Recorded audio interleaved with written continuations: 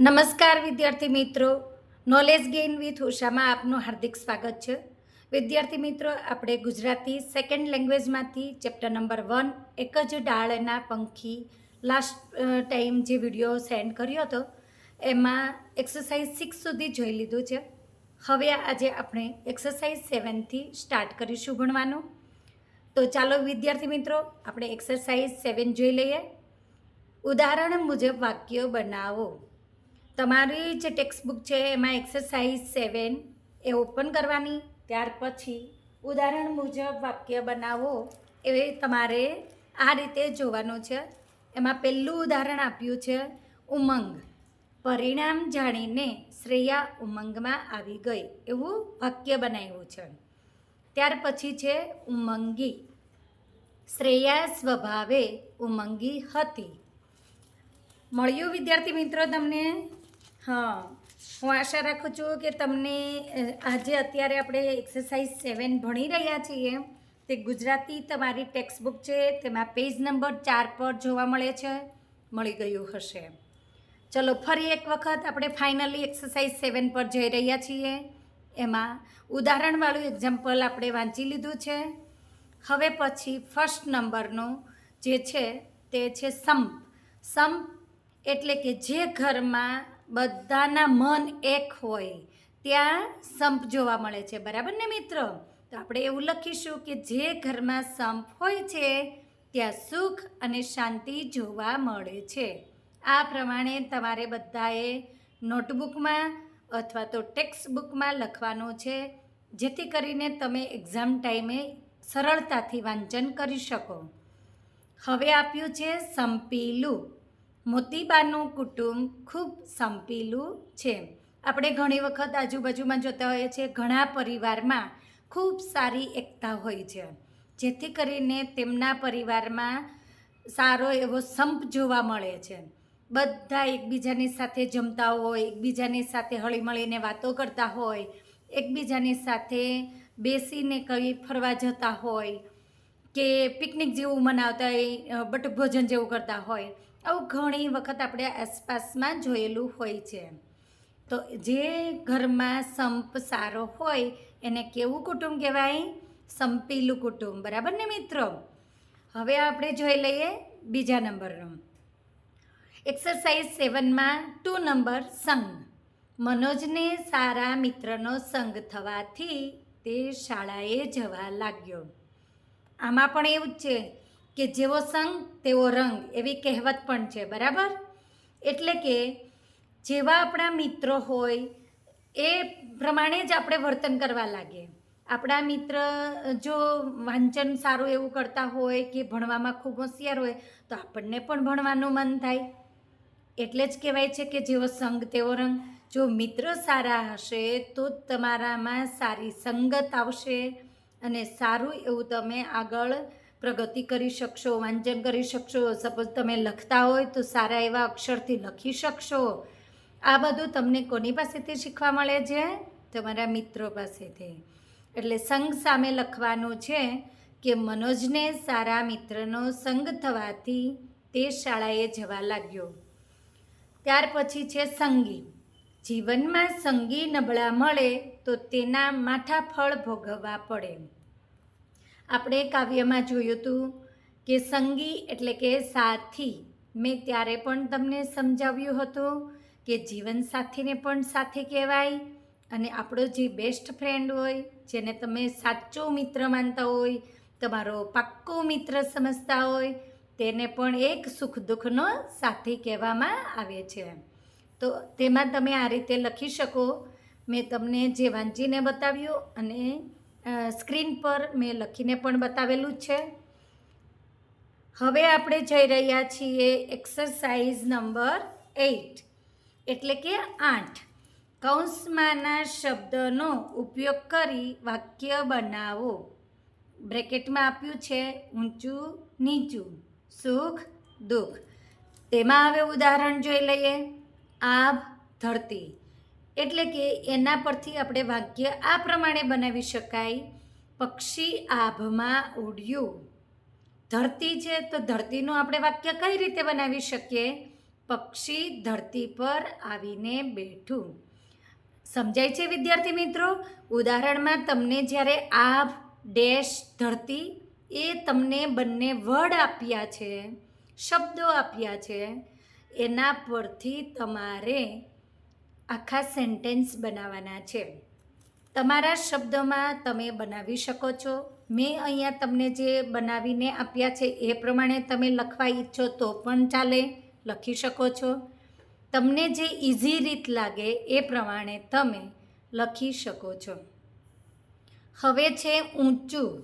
ઊંચું એટલે કે જીરાફ. બરાબર, આપણને તરત યાદ આવે કે જીરાફ કેવું પ્રાણી છે?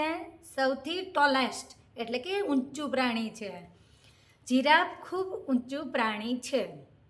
ત્યાર પછી છે નીચું. જીરાફ કરતાં ઊંટ નીચું પ્રાણી છે. તમને બધાને સારી રીતે ખબર છે, કારણ કે તમે જીરાફ પણ જોયું હશે અને ઊંટને પણ જોયું હશે. તો એના પરથી તમને બંનેનો તફાવત ખ્યાલ આવશે કે કોણ વધારે ઊંચું છે, કોણ વધારે નીચું છે. ત્યાર પછી જોઈ લઈએ 2 નંબરમાં સુખ. એક્સરસાઇઝ 8માં આપણે 2nd નંબરનું સોલ્વ કરી રહ્યા છીએ. સુખ. સુખની સામે એવું લખી શકો કે નીતાબેનની આવક વધવાથી તેના ઘરમાં સુખ દેખાવા લાગ્યું. આપણા ઘણી વખત એવું બનતું હોય કે ઘરમાં છે તે આવક ઓછી હોય તો પછી ઘણી વખત માથાકૂટ તે થતી હોય છે. કશી વસ્તુ લેવાની થતી હોય ત્યારે કે કંઈ પણ હોય, બધાના ઘરમાં આવું કોમન હોય છે. અથવા તો આસપાસમાં પણ તમે જોયું હોય કોઈની પાસે કંઈક હોય વધારે વસ્તુ તો તમને તરત એવું લાગે ઓ આ તો કેટલું સુખી છે. પણ આપણે પણ જો સારી એવી મહેનત કરીએ તો આપણને ઇન્કમ થવા માંડે. ઇન્કમ થાય તો આપણા ઘરમાં ઓટોમેટિક સુખ આવવા લાગે. બરાબર ને વિદ્યાર્થી મિત્રો? તો આવું તમારે તમારા લાઈવ ફેમિલી સાથે અથવા તો લાઈવ તમારી લાઈફ સાથે કનેક્ટ કરી અને સરસ મજાની સમજૂતીથી તમે ભણશો તો સારી રીતે તમે યાદ રાખી શકશો અને એક્ઝામમાં ખૂબ સારો સ્કોર કરી શકશો. હવે છે દુઃખ. રીનાએ ખૂબ મહેનત કરી પણ બોર્ડની પરીક્ષામાં નાપાસ થઈ, તેથી ખૂબ દુઃખ થયું. સાચી વાત છે વિદ્યાર્થી મિત્રો. આપણે દુઃખી થતા હોઈએ છીએ ઘણી વખત. આપણું ધાર્યું પરિણામ ન મળે ત્યારે બધા લોકો દુઃખી થતા જ હોય છે. તમે હોય કે હું હોય કે કોઈ પણ વ્યક્તિ હોય, આપણે જે મહેનત કરી હોય એને અનુરૂપ જો આપણને રિઝલ્ટ જોવા ન મળે એ સમયે આપણે દુઃખી થતા હોઈએ છીએ. એટલે દુઃખ એ એક શબ્દ છે, તેનું તમારે વાક્યમાં લખાણ કરવાનું છે. એક સરસ મજાનું મિનિંગવાળું વાક્ય બનાવવાનું છે. મેં તમને એક્ઝામ્પલ આપ્યું છે, લખીને પણ સ્ક્રીન પર બતાવેલું છે. તમે જો ચાહો તો એઝ ઇટ ઇઝ લખી શકો છો. તમારા શબ્દોમાં લખવા ઈચ્છો તો પણ તમે સેન્ટેન્સ બનાવી લખી શકો છો. હવે વિદ્યાર્થી મિત્રો આપણે જોઈ રહ્યા છીએ એક્સરસાઇઝ નંબર 9. તેમાં આપણને એવું કહ્યું છે કે ઉદાહરણ મુજબ કૌંસમાંના શબ્દનો ઉપયોગ કરીને ખાલી જગ્યા પૂરો. હવે આપણને ઉદાહરણ આપવામાં આવ્યું છે પંખી ઉડ્યું. તો કૌંસમાં શબ્દ આપવામાં આવ્યો છે ઉડવું. બરાબર? તો હવે ઉડવું એનું જ્યારે વાક્યમાં એ બંધબેસતું કરવા માટે લખાણ જ્યારે કરી રહ્યા હોય કે વાક્ય બનાવી રહ્યા હોય ત્યારે પંખી ઉડવું એવું ચાલે? આપણે બોલીએ તો પણ આપણને યોગ્ય વાક્ય લાગતું નથી. એટલા માટે પંખી ઉડ્યું. તો ઉડ્યુંની નીચે અંડરલાઈન કરવામાં આવી છે. તે શબ્દની જગ્યાએ તમારે ઉડવું વાપરવાનું છે અને ફરી તમારે સેન્ટેન્સ લખવાનું રહેશે. હવે પેલું મોર ડેશ બ્રેકેટમાં આપ્યું છે ટહકવું.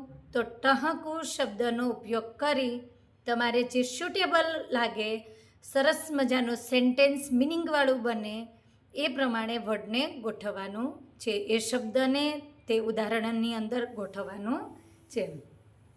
તો આ પ્રમાણે કરી શકો. મોર ટહુક્યો, ટહુકવાનું આપણે શું કર્યું છે? ટહુક્યો. મોર ટહુકવું એવું આપણે બોલીએ તો અજીબ લાગે, બરાબર બાળ મિત્રો? તો એના બદલામાં જ્યારે આપણે એવું કહીએ મોર ટહુક્યો, મોર ટહુકા કરે છે, મોર ટહુક્યો, તો હજુ સારું લાગે અને વ્યવસ્થિત સેન્ટેન્સ આપણને લાગે. તેટલા માટે આપણે ત્યાં ટહુક્યો લખ્યું છે. દેડકો કૂદ્યો, કારણ કે બ્રેકેટમાં શું આપ્યું છે? કૂદવું. કૂદવુંનું શું કર્યું આપણે અહીંયા આગળ? કૂદ્યો. દેડકો કૂદ્યો. અશરફ હસ્યો, બ્રેકેટમાં આપેલ છે હસવું. તો વિદ્યાર્થી મિત્રો ખાસ કાળજી રાખજો, બ્રેકેટમાં જે શબ્દ આપેલો છે એ જ તમારે લખવાનો નથી, પરંતુ એ શબ્દનો ઉપયોગ કરી તમારા વાક્યમાં જે શૂટ થાય એ પ્રમાણે બંધબેસતું વાક્ય બનાવવાનું છે. અશરફ હસ્યો બહુ સરસ લાગે બોલવામાં પણ અને બંધબેસતું પણ થાય છે, સમજવામાં પણ આપણને ઇઝી લાગે. હવે છે 4 નંબરનું, જેનિશાએ કેરી ખાવું, એવું બોલું તો કેવું લાગશે બાળકો? તમને બધાને પસંદ નહીં આવે, કારણ કે બોલવું પણ અજીબ લાગે છે, સાંભળવામાં પણ કંઈક અલગ જ લાગે, બરાબર ને? તો આપણે તેની જગ્યાએ ખાધી, એટલે કે આખું સેન્ટેન્સ આ રીતે બનશે, જેનિશાએ કેરી ખાધી. નંબર 5, ધવલે પુસ્તક વાંચ્યું, કારણ કે બ્રેકેટમાં વાંચવું શબ્દ આપેલ છે. વાંચવુંની જગ્યાએ આપણે વાંચ્યું ઉપયોગ કર્યો છે. હવે વિદ્યાર્થી મિત્રો તમને આ પ્રમાણે બધી એક્સરસાઇઝ સમજમાં આવી ગઈ હશે એવી હું આશા રાખું છું. તમારે પણ મેં જે તમને ડેમો બતાવ્યો છે, લાઈવ સ્ક્રીન બતાવેલી છે તમારી સમક્ષ, તો એ પ્રમાણે તમે કાળજીથી બ્લેન્ક ફિલઅપ કરશો. હવે આપણે કરીએ છીએ એક્સરસાઇઝ 10 સોલ્વ, એટલે કે રેખાંકિત શબ્દને સ્થાને કૌંસમાંથી યોગ્ય શબ્દ પસંદ કરી મૂકો અને જરૂરી ફેરફાર કરી કાવ્ય પંક્તિ ફરીથી લખો. જો રેખાંકિત શબ્દ એટલે કે જે શબ્દ છે તેની નીચે આ પ્રમાણે અંડરલાઈન કરેલી છે, બરાબર? એને શું કહેવાય? રેખાંકિત. એટલે હવે પછી તમને બધાને જ ખ્યાલ આવશે કે કેટલા એવા શબ્દ છે કે જેની નીચે રેખા કરેલી છે. પહેલું જે છે તેમાં છે વિહરીએ કદી આભમાં ઊંચે. તો આમાં 2 શબ્દ જોવા મળે છે, વિહરીએ અને આભમાં. તેના નીચે રેખા કરેલી છે, એટલે કે રેખા આંકેલી છે, બરાબર? લીટી દોરેલી છે.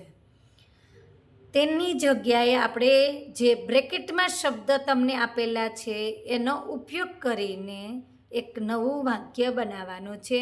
તો સૌથી પહેલાં બ્રેકેટમાં કયા કયા શબ્દ છે તે વાંચી લઈએ.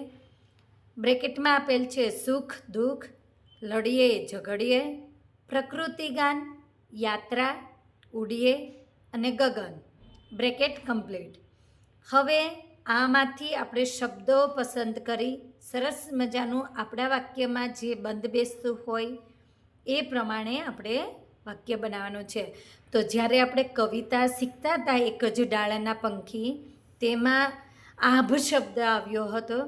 આભ એટલે કે ગગન, એ મેં તમને કહ્યું હતું, આભ એટલે આકાશ, ગગન. તો અહીંયા આગળ બ્રેકેટમાં આપણને ગગન આપેલું છે, તમને દેખાય છે ગગન, બરાબર? તો ગગન આપણે એક લઈશું. વિહરીએ, વિહરીએ એટલે ફરવું. તો ફરવાની જગ્યાએ આપણે ફરવું, ઉડવું, પક્ષીઓ શું કરતા હોય? આનંદથી ઉડતા હોય, એક બીજી જગ્યાએ ફરવા નીકળતા હોય, બરાબર? તો અહીંયા આપણે બીજો જે શબ્દ છે એ પણ ઉપયોગમાં લેશું, ઉડીએ અને ગગન. એનું સેન્ટેન્સ આ પ્રમાણે બનાવવાનું છે, ઉડીએ કદી જો ગગનમાં ઊંચે. તો તમને ખ્યાલ સારી રીતે આવી ગયો હશે. પહેલું જે છે વિહરીએ કદી આભમાં ઊંચે, એમાં તમારે ઉડીએ કદી જો ગગનમાં ઊંચે, એ પ્રમાણે રાઈટ આન્સર લખવાનો રહેશે. સેકન્ડ નંબરનું જે છે તે છે સુખમાં ને દુઃખમાં સાથે જ રહીએ. બરાબર, તો સુખ દુઃખ પહેલો જ આપણને બ્રેકેટમાં શબ્દ દેખાય છે. સુખમાં અને દુઃખમાં, બરાબર, એની નીચે અંડરલાઈન આખી કરવામાં આવેલી છે. હવે તેનું આપણે જ્યારે વાક્ય બનાવીએ ત્યારે એ પ્રમાણે આપણને પંક્તિમાં પણ આવેલું છે, જે આપણું કાવ્ય છે તેમાં કાવ્ય પંક્તિ આપણે આ પ્રમાણે હતી. સુખ દુઃખ ટાણે સાથે જ રહીએ. સુખમાં ને દુઃખમાં સાથે જ રહીએ એટલે કે સુખ હોય કે દુઃખ હોય એવા સમયે, ટાણે એટલે સમયે આપણે કેવું રહેવું જોઈએ? સાથે હળીમળીને રહેવું જોઈએ. તો તમે બધા પણ આ પ્રમાણે આન્સર લખી શકો છો. ત્યાર પછી છે લડીએ વઢીએ. બરાબર વિદ્યાર્થી મિત્રો, લડીએ વઢીએ કદી જુદા જ થઈએ, તેનું તમારે આ પ્રમાણે લખવાનું છે. લડીએ ઝઘડીએ કદી જુદા જ થઈએ.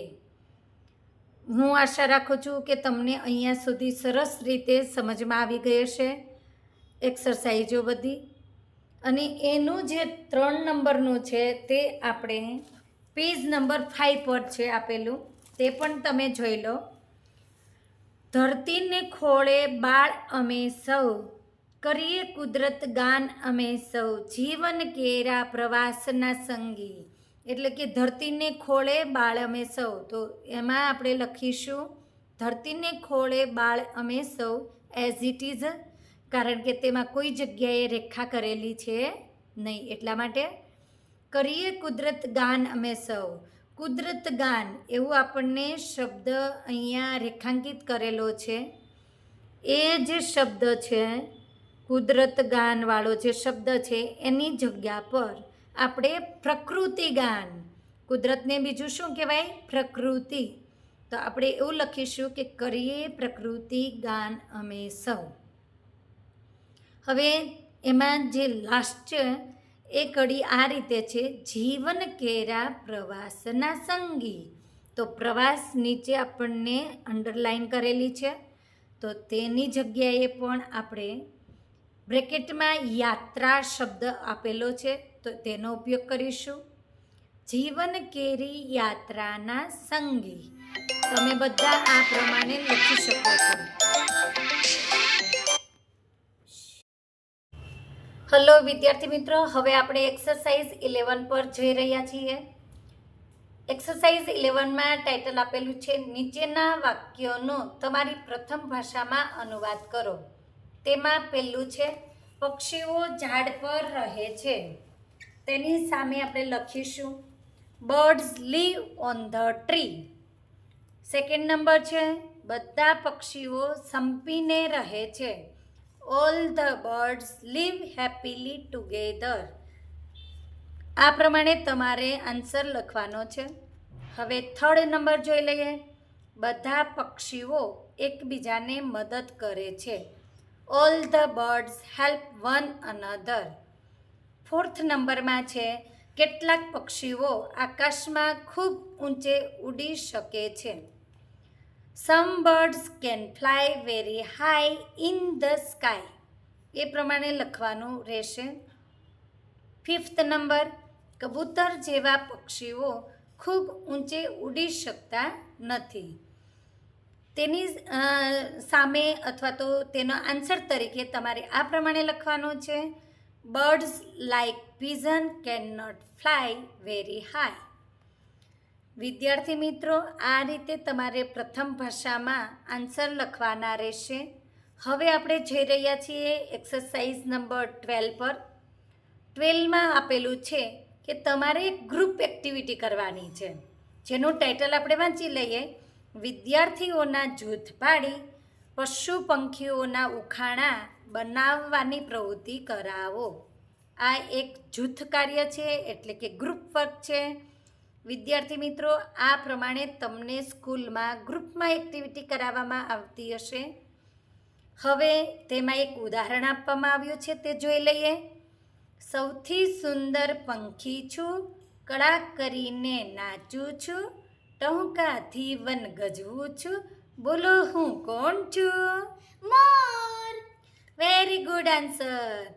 હવે વિદ્યાર્થી મિત્રો આપણે હજુ પણ એક બે એક્સ્ટ્રા એક્ઝામ્પલ જોઈ લઈએ જેથી કરીને તમને સારી રીતે ઉખાણા સમજમાં આવે અને આનંદ પણ આવે. હવે જે આપણે હું જે પૂછું છું તે ધ્યાનથી તમારે સાંભળવાનું છે. આ પણ ઉખાણા જ છે. કાળો છે પણ કાગડો નથી, લખે છે પણ પેન નથી, આખો દિવસ વાંચે છે પણ વકીલ નથી, બોલો હું કોણ? પેન્સિલ. Very good. સરસ આન્સર આપ્યો તમે.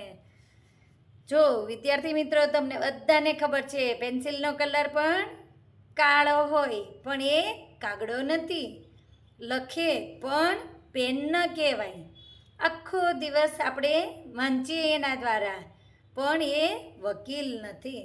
બરાબર? તો એ છે પેન્સિલ. હવે બીજી મેં રીડલ પૂછું છું તમને. તૈયાર રહેજો આન્સર આપવા માટે. ધ્યાનથી સાંભળજો. જ્ઞાનનો ભંડાર છું, નથી બોલતો પણ ઘણું કહું છું, પાના છે પણ ઝાડ નથી, બોલો હું કોણ? પુસ્તક. Very good. હા, પુસ્તકમાંથી આપણને સરસ મજાનું જ્ઞાન પ્રાપ્ત થાય છે. બરાબર ને? આજે આપણે ખૂબ મજા કરી, ખૂબ સરસ રીતે ઉખાણા પણ પૂછ્યા. આ રીતે તમે પણ સરસ મજાના ઉખાણાઓ બીજા અલગ અલગ બનાવી અને તમારા મિત્રો સાથે ગેમ રમજો, પૂછજો. હવે આપણે કરીશું એક્સરસાઇઝ નંબર 13. આ કાવ્યનું વર્ગમાં સમૂહ ગાન કરો.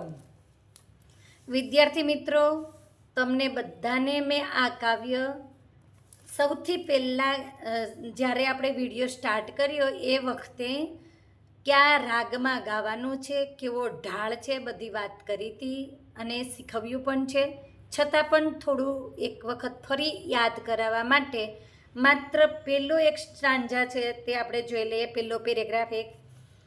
એક જ ડાળના પંખી અમે સૌ, એક જ ડાળના પંખી, વિહરીએ કદી આભમાં ઊંચે, ઉડી ઉડી કદી આવીએ નીચે, કલ્લોલ કરતા રહેતા ઉમંગી, એક જ ડાળના પંખી.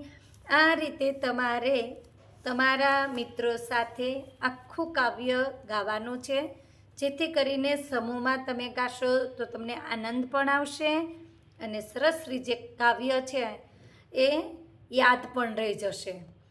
ઘણી વખત પરીક્ષામાં કાવ્ય પંક્તિ પૂર્ણ કરો એવું આવતું હોય છે, એટલા માટે આ કાવ્ય તમારે કમ્પલસરી મુખપાઠ કરવાનું છે, એ ખાસ ધ્યાનમાં રાખજો. વિદ્યાર્થી મિત્રો, અહીંયા સુધી તમને સરસ મજાનું બધા જ એક્સરસાઇઝના સોલ્યુશન આપ્યા છે. સારી રીતે સમજાઈ ગયા હશે એવી મેં આશા રાખું છું. ત્યાર પછી આપણે નીચે એક મસ્ત મજાનું બોક્સ દેખાય છે, તેમાં આપણે જોઈ લઈએ.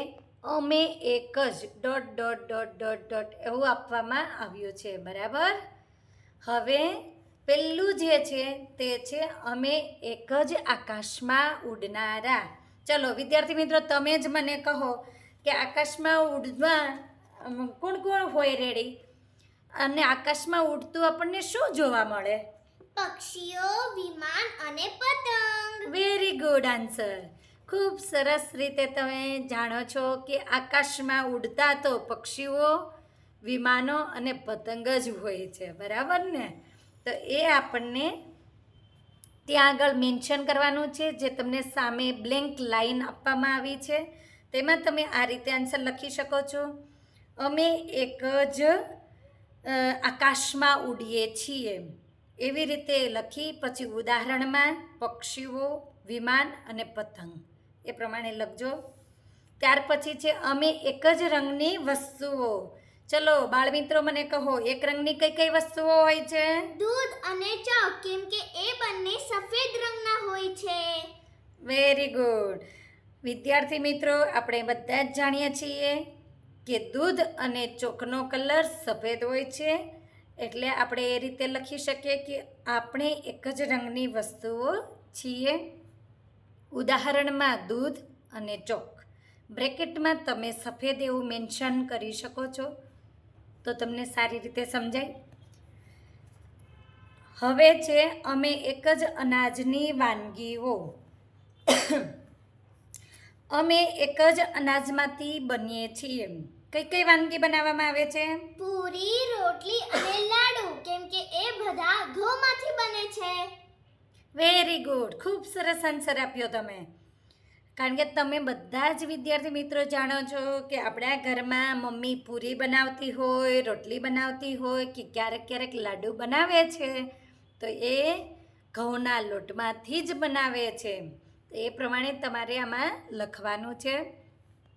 ત્યાર પછી છે અમે એક જ કાપડના વસ્ત્રો. તો અમે એક જ ફેબ્રિકમાંથી બનીએ છીએ, અમે એક જ કાપડમાંથી બનેલા વસ્ત્રો છીએ, એવું તમે લખી શકો. અને એવા કયા કયા વસ્ત્રો છે? શર્ટ, પેન્ટ અને લેંગો, કેમ કે એ લોકો કોટન અથવા ખાદીના બન્યા હોય છે. ખૂબ સરસ આન્સર આપ્યો તમે. હવે જો વિદ્યાર્થી મિત્રો, આપણે કાપડ તો ઘણા બધા પ્રકારના જોવા મળે છે, પણ જેમ કે એક કોટન છે, ખાદી છે, તો તેમાંથી તમે શર્ટ, પેન્ટ, લેંગો બધું જ બનાવી શકો. એટલા માટે તમે એ અહીંયા આગળ લખી શકો કે અમે એક જ કાપડમાંથી બનેલા વસ્ત્રો છીએ. ઉદાહરણ શર્ટ, પેન્ટ, લેંગો. બ્રેકેટમાં લખવાનું કોટન ઓર ખાદી. બ્રેકેટ કમ્પ્લીટ કરવાનું. હવે છે અમે એક જ રાજ્યના લોકનૃત્યો. આપણે એક જ રાજ્યના લોકનૃત્યો છીએ. બરાબર છે? તમને બધાને ખ્યાલ છે કે અલગ અલગ રાજ્યમાં અલગ અલગ પ્રકારના લોકનૃત્યો હોતા હોય છે. તો આપણે કયા રાજ્યમાં રહીએ છીએ? ગુજરાત. Very good. તો ગુજરાત રાજ્યની જ આપણે વાત કરીએ કે ગુજરાતમાં કેવા કેવા પ્રકારના લોકનૃત્ય થાય છે? ગરબા, રાસ અને ટીપણી. ખૂબ સરસ. ગુજરાતમાં આપણે ખાસ કરીને ગરબા અને પેલું ટીપ્પણી કરતા હોય, ઘણા લોકો રાસ કરતા હોય છે. તો આપણે અહીંયા આગળ લખીશું કે અમે એક જ રાજ્યના લોકનૃત્યો છીએ. ઉદાહરણ તરીકે ગરબા, રાસ અને ટીપ્પણી. ત્યાર પછી છે અમે એક જ ભાષાની બોલીઓ. બોલો વિદ્યાર્થી મિત્રો, દરેક રાજ્યમાં અલગ અલગ પ્રકારની બોલી બોલાતી હોય છે, અલગ ભાષા બોલાતી હોય છે. તો આપણે રહીએ છીએ કયા રાજ્યમાં? ગુજરાતમાં. હા, તો આપણે ગુજરાતમાં કઈ કઈ ટાઈપની ભાષાઓ બોલીએ છીએ? સુરતી અને કાઠિયાવાડી. Very good. વિદ્યાર્થી મિત્રો, આપણે ગુજરાત રાજ્યમાં રહીએ છીએ, તો આપણે લખીશું અમે એક જ ભાષા બોલીએ છીએ. ત્યાર પછી ઉદાહરણમાં લખશું ચરોતરી, સુરતી અને કાઠિયાવાડી. કારણ કે સુરતી, કાઠિયાવાડી તો બોલીએ જ છીએ, પણ ઘણી જગ્યાએ ગુજરાતમાં જ ચરોતરી ભાષા પણ લોકો બોલે છે. તો એ પણ તમારે અહીંયા આગળ લખવાનું છે. હવે વિદ્યાર્થી મિત્રો, હું આશા રાખું છું કે તમને બધાને આ સમજૂતી ખૂબ સારી રીતે સમજમાં આવી હશે. આજે આપણે ગુજરાતીમાંથી ચેપ્ટર નંબર 1 એક જ ડાળના પંખી વિથ સોલ્યુશન કમ્પ્લીટ કરીએ છીએ. અને ફરી પાછા મળીશું નેક્સ્ટ વિડીયોમાં. જય સ્વામિનારાયણ વિદ્યાર્થી મિત્રો. તમને જો મારો વિડીયો પસંદ આવ્યો હોય તો તમે લાઈક કરજો, શેર કરજો, સબસ્ક્રાઈબ કરજો.